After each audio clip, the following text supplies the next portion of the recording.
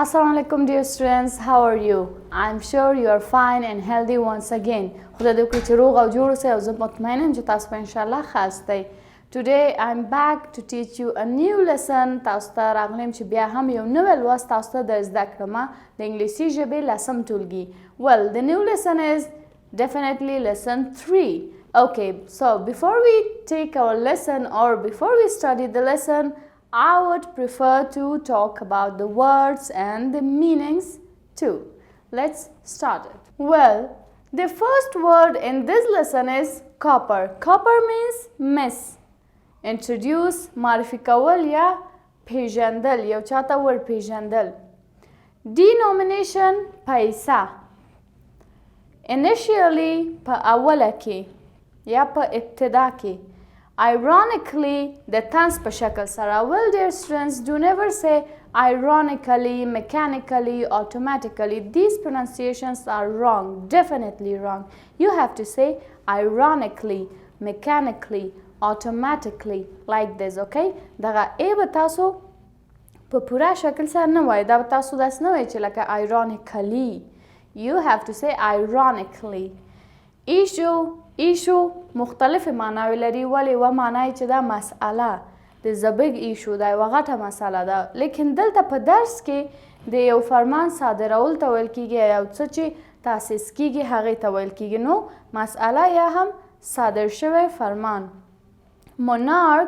monarch means سلطان یا هم پاچا. treasury خزانه. treasure means خزانه. treasury خزانه. purple بانجانی یا ارغوانی رنگ ته ویل کېږي. grave قبر. secret پټ یا هم راز. and the last one is corner. corner means کنج. So dear students, take your books up and we'll start from page 58. Yes, this is lesson 3. It's about Afghan currency. I have written the title here on the board too. So we will start this lesson and translate it. Be careful because it's kind of, tricky and tough. Before 1891, the people of Afghanistan used to use silver rupees with copper phallus and gold mohr as the currency of Afghanistan. وای د 1891 کال څخه مخکې د افغانستان خلکو د روپۍ یا سکو څخه چې د مس او د سرو زرو څخه جوړ شوي وو د دې څخه به استفاده کوله د افغانستان د پیسو په توګه. یعنی مسي سکې او طلایي سکو څخه به دوی استفاده کوله. In 1891 a new currency was introduced. په 1891 کال کې یو نوی واحد پولی یا هم د پیسو واحد معرفي شو. based on the کابلی روپی چې اساسي چې کابلی روپی یعنی دغه پیسې بیا د کابلی روپیو په نوم یادېدلې. The rupee was subdivided into 60 paisa each of 10 dinar. چې دغه کابلی روپی چې وي دا بیا په شپېتو پیسو باندې تقسیم شوي وي. subdivided یعنی په کوچنیو حصو تقسیمېدل چې بیا دا هر یو 10 دیناره وي. Other denominations issued included the Shahi of 5 paisa, the Sanar of 10 paisa, the Abbasi of 20 paisa, the Quran of 30 paisa, and the Tela, and later the Amani, both of 10 rupee. او نورې پیسې بیا denominations currency معنا ورکوي، مترادف د currency ده یعنی پیسې چې بیا وروسته معرفي شوې هغه 15 پیسې د شاهي، 10 پیسې د سنار او 20 پیسې د عباسي او 10 پیسې د قران وي او همداراز طلا او بیا وروسته اماني پیسې چې دواړه 10 روپۍ کېدلې. The first Afghani was introduced by the government of Afghanistan in 1925, replacing the Afghan rupee. اولنۍ افغانۍ چې معرفي شوې د افغانستان دولت په واسطه په 1915 کال کې وې چې د افغاني روپیو ځای ونیولو.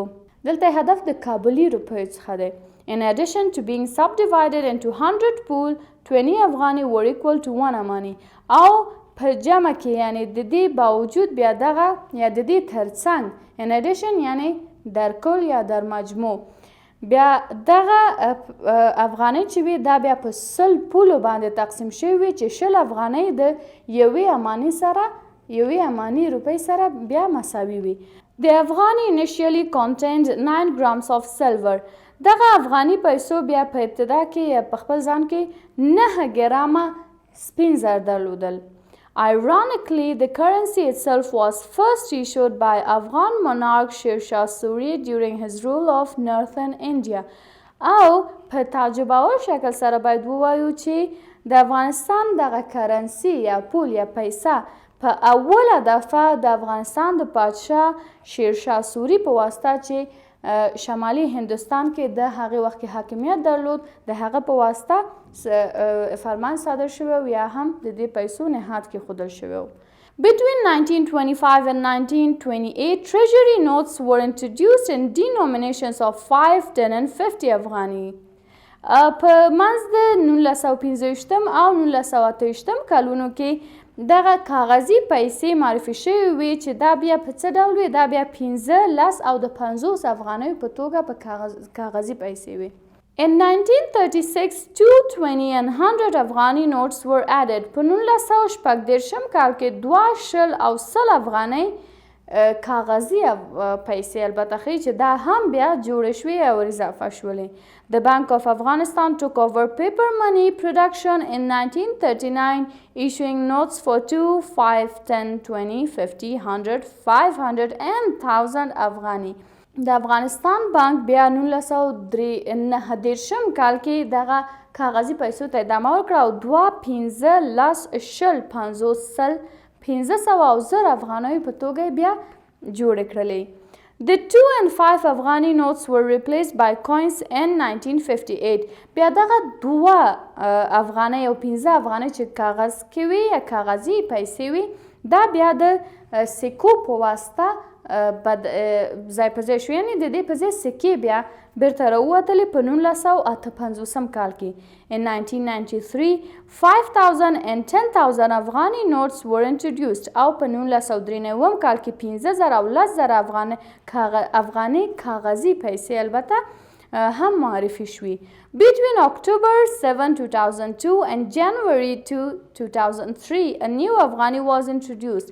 په منځ د اکتوبر میاشتې 1 تاریخ 2002 کال او د جنوري 2 نیټې باندې 2003 کال، یعنی په منځ د 2002 او 2003 کالونو کې یوه نوې افغانۍ پیسې یا پیسه معرفي شوه. The new Afghani replaced the previous Afghani at a rate of 1000 to the new Afghani. چې نو افغاني پیسو پخوانۍ افغاني پیسې بیا د هغې جاګوزین شوې یا د هغې په ځای ریپلیس شوې په کوم ریټ سره؟ په 1000 افغانیو د نوو پیسو په ریټ سره. And it was valued at 43 افغاني to the US dollar او چې د دې ارزښت بیا د US ډالر یا هم امریکایي ډالرو په مقابل کې چې 43 افغانۍ کېدلې وي. Okay, turn to page 59. The rest of the lesson is, let's look carefully at the newest 100 Afghani note.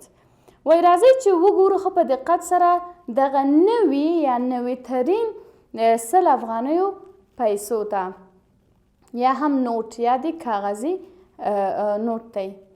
It is 14.5 centimeters long and 6 centimeters wide. چې دا 14.5 سانتي متره اوږدوالی او 6 سانتي متره عرض لري. Its main colors are purple, blue and white. چې د دې مهم رنګونه چې دي بانجاني یا ارغواني او آبي یا نیلي او سپین رنګونه دي. On the front there is a picture of پلخشتي mask in the right side and a picture of میرویس نیکه grave in secret in the left. چې د دغه 100 افغانیو نوٹ مخه چې وګورو موږ په مخ کې یا قدام طرف کې د پلخشتي جومات عکس دی په ښي طرف کې او د میرویس نیکه د قبر عکس دی په چپ طرف کې په پټه توګه، یعنی داسې خفیف غونده دی. The value or the number of Afghani appears both in English and Dari in 3 corners. چې دغه ارزښت د دې افغانۍ یا نمبر د دې افغانۍ چې دا 100 افغانۍ دي په انګلیسي ژبه او دري ژبه کې په 3 طرفونو یا 3 کنجونو کې هلته لیکل شوی. The serial number appears in black color in the top left corner and down in the right corner.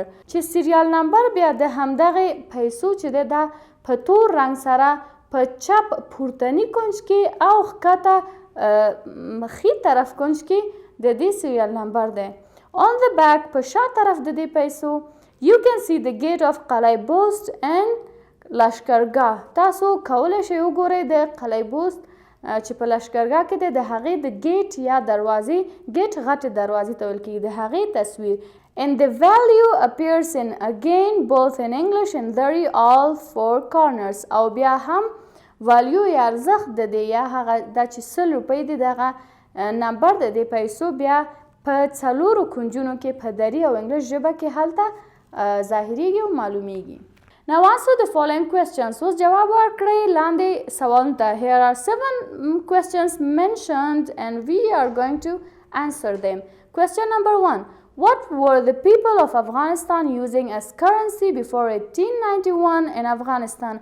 وای د افغانستان خلکو مخکې د 1891 کال څخه واحد پولي یا د پیسو واحد یې څه و؟ In answer we say they used to use silver rupees with copper, phallus and gold moher. هغوی به میسي سکې او طلایي سکې استفاده کولې. Question number 2. What was the currency that introduced after 1891 in Afghanistan? بعد د 1891 کال څخه په افغانستان کې کومه کرنسي معرفي شوله؟ In 1891 a new currency was introduced based on the Kabuli rupee چې نوم یې کابلي روپی و. Number 3. When was the first Afghani introduced in Afghanistan and what did it replace? وای اوله دفعه افغاني پیسې په افغانستان کې کله معرفي شوې او د څه شي جایګزین شوې څه شي ریپلیس کړلې؟ Well, the answer is in 1925 it replaced Afghan rupee. یعنی اوله دفعه په 1915 کال کې معرفي شوې او افغاني پیسې یا کابلي پیسې ریپلیس کړلې. Number 4. What were the treasury notes used between 1925 and 1928? وای هغه کاغذي پیسې چې په 1915 او 1928 کال کې استفاده کېدلې هغه کومې وې؟ Well, I would say between 1925 up to 1928 the treasury notes which were used or introduced were in denominations of 5, 10 and 50 Fs. په 1915 او 1928 کال کې چې کومې کاغذي پیسې استعمالېدلې هغه 15 او 50 افغانۍ وې. یعنی دغه پیسې په کاغذي پیسو په توګه راویستل شوې وې دې وخت کې. Well, question number 5. When did the Bank of Afghanistan take over the paper money production? Well, the Bank of Afghanistan took over the paper production in the year 1939. Number 6. When was the new currency introduced and in what rate the previous Afghani was replaced by the new one?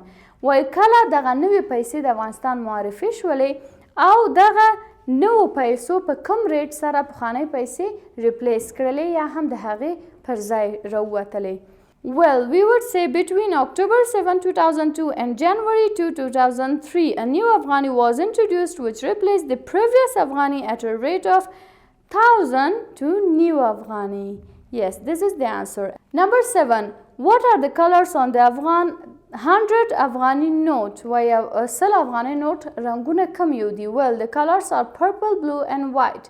Dear students, you can answer these questions from the lesson that we already read and we recently read. So the answers all are there in the passage here that we read from page 58 up to page 59. Dear students, this was today's lecture, or I would say lesson, that we studied about money, currency of Afghanistan, and about metallic money, and we took the words. I hope you have noted them and work on them, and remember, practice English language. If you do not practice, you can't talk, you can't learn it, and you can't improve your skills. Thank you. Allah Hafiz.